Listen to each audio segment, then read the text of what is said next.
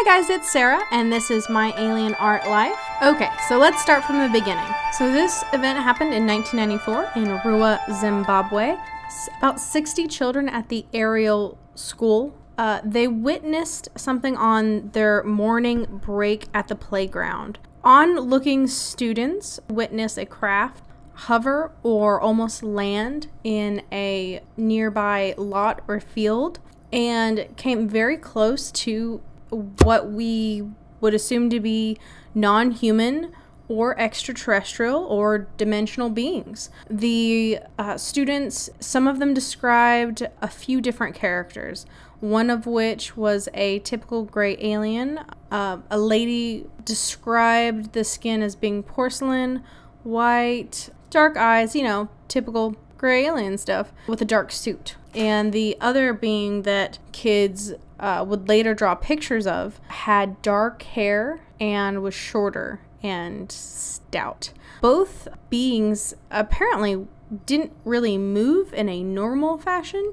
They kind of hopped from one place to another. Time seemed to be distorted while children were observing this phenomenon. The craft itself levitating off the ground a few feet.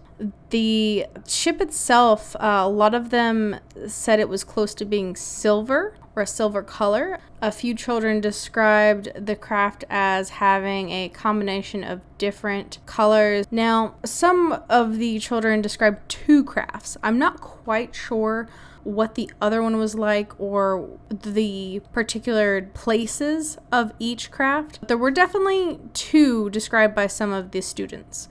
From what I can gather from looking at these articles and watching some of this old video from 1994, the children ranged anywhere from like the first grade to the third grade. Okay, so the information for these stories, one of the articles that I found called UFO Afrinews from 1995, another article in a newspaper, the Lighter Side Bulletin in 96. There was a little bit of information in the aerialphenomenon.com website. It's a new documentary that's coming out at the end of summer. Excited to see it because that's a long time for a group to be collecting information. One of the children in the documentary stated that it sounded like a flute, like the sound that she experienced sounded like flutes. I thought it was super impressive. At one point in time, one of the journalists asked her, "Oh, did it sound like a hum, or did it sound like, just trying to kind of get an idea?" And the little girl was like, "No, it sounded like flute." Don't tell me what I know. So I didn't particularly care for how some of the questions were asked, but I did like the responses from the children because I think that gave a lot of credibility as far as their answers. There's two ladies that I found online that have come out about the incident. I really enjoyed those videos. I'm going to link them down below so that you can hear from them what they experienced. So before this incident even occurred, a few days before this all happened, there was actually a little bit of, warning. One incident was from a teacher who woke up in the middle of the night to go to the bathroom, or early in the morning to go to the bathroom, and saw an orange glowing ball, out her window.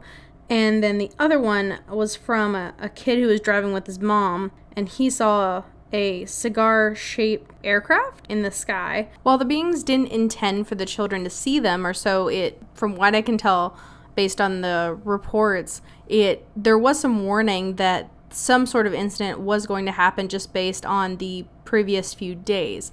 I think that this is important information because it might give us some insight into future events where if there's frequent sightings in a particular location, maybe we could look out for a more significant encounter. Because these beings didn't expect to be seen, there may be ways to come in contact with them if we're just at the right place at the right time. So I think this is a good incident for reflecting on how we can have better timing when we are trying to communicate with interdimensional beings. Or if we don't want to encounter, I think that's just as important for people that are just like, nope, not today. In all reality, we probably won't have an option if one wanted to contact us, but if there are some sort of anomalies that would be more likely for a population to see these things and they don't want to encounter them, there could be warning signs that both parties could look out for. I would, even if I was afraid, I would still want to know and explore. But I mean, I think that a lot of people just wouldn't want to get involved. Okay, I'm going to wrap this up, guys. Again, I'm Sarah. If you want to subscribe, please hit that button and the little alarm bell, whatchamacallit. I'm gonna try and see how long it'll take me to get this next video out. Let me know in the comments below what subjects you'd like to hear about next.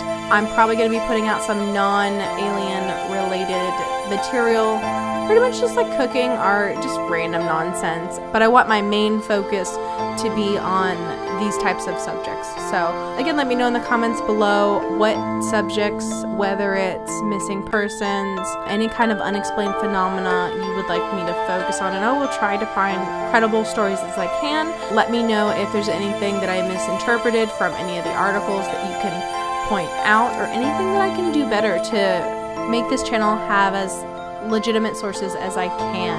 Alright, that's all. I'm gonna wrap it up. Okay, bye!